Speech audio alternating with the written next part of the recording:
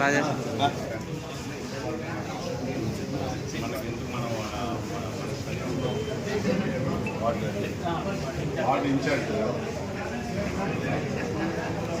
Okay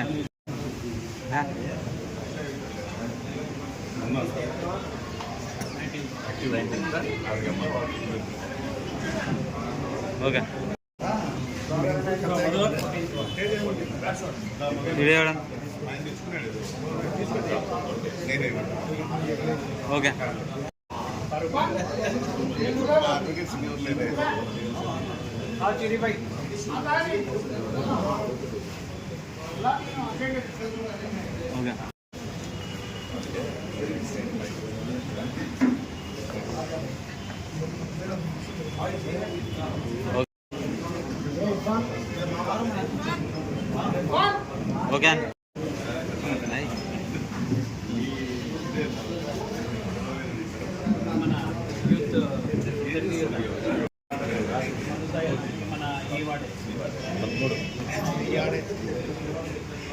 okay okay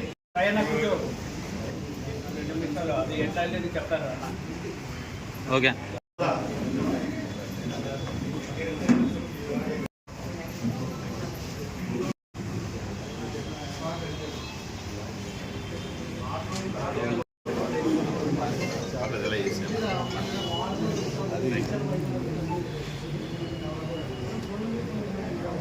వాటికి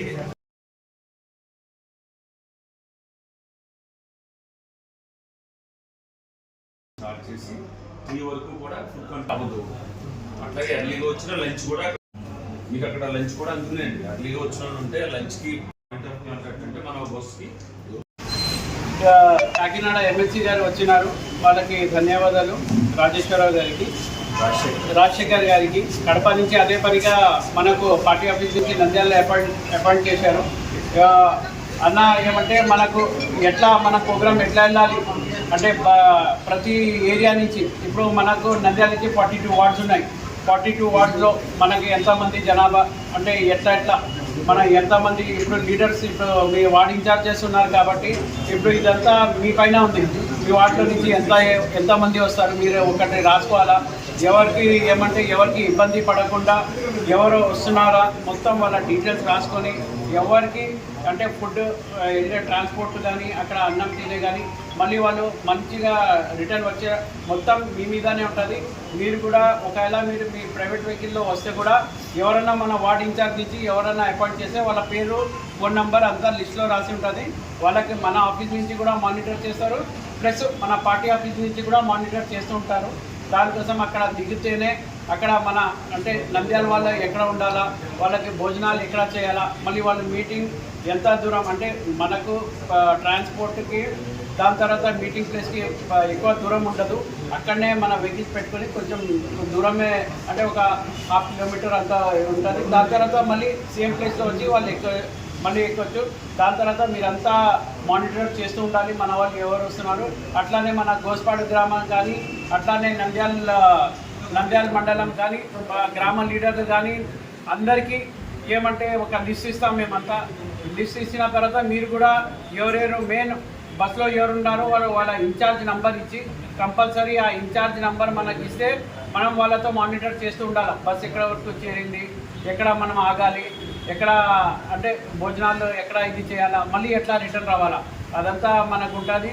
దానికోసం నేను ఏమంటానంటే మనం ఎక్కువ మంది దీంట్లో పార్టిసిపేట్ చేసి ఈ ప్రోగ్రామ్ని విజయవంతంగా చేయాలని మనం కోరుకుంటున్నాం. అందరికీ నమస్కారం అండి. మరి నంద్యాల నియోజకవర్గం పెద్దలు, రాష్ట్ర మంత్రివర్యులు ఎండి ఎన్ఎం ఫరూక్ గారు నిన్న కలవడం జరిగింది. సారు మరి ఈరోజు కొంచెం అందుబాటులో లేవు, వాళ్ళ అబ్బాయి ఫిరోజ్ గారికి చెప్పడం జరిగింది. ముఖ్యంగా ఈ సమావేశం ముఖ్య ఉద్దేశం మహానాడు. మనందరం కూడా చాలా మహానాడు మీరందరూ కూడా వచ్చుంటారు. ప్రత్యేకత ఈ మహానాడు ప్రత్యేకత అనేది కడపలో పెట్టడం. చంద్రబాబు నాయుడు గారు 2024లో ముఖ్యమంత్రి అంటే ఇంచుమించుగా ఈ తెలుగుదేశం పార్టీ కాదు ఈ రాష్ట్ర చరిత్రలో అంత మెజారిటీ ఎరుగని మెజారిటీ మన రాయలసీమ నుంచి కూడా ఎక్కువ ఇవ్వటం, దాని మీద ఉన్న ప్రేమతో ప్రత్యేకంగా మరి కడపలో నిర్ణయించడం జరిగింది. దీనికి ముందుగానే నిర్ణయించారు, కానీ మనందరం చూసాం. మరి మనకి మొన్న జరిగిన దాడిలో, ఉగ్రవాద దాడిలో మనకి ఏదైనా ఇబ్బంది అవుతుందేమో, పెట్టాలా లేదన్న ఆలోచనలో కొంత డిలే అయింది. ఏదైతే సీజ్ ఫైర్ అయింది కాబట్టి మనకి ఆ విధమైన ఇబ్బందులు లేవు కాబట్టి మహానాడు జరుపుకుంటున్నాం. ముఖ్యంగా నంద్యాల నియోజకవర్గం అంటే తెలుగుదేశం పార్టీకి ఫరూక్ గారి నాయకత్వంలో మంచి పట్టు ఉన్న నియోజకవర్గం.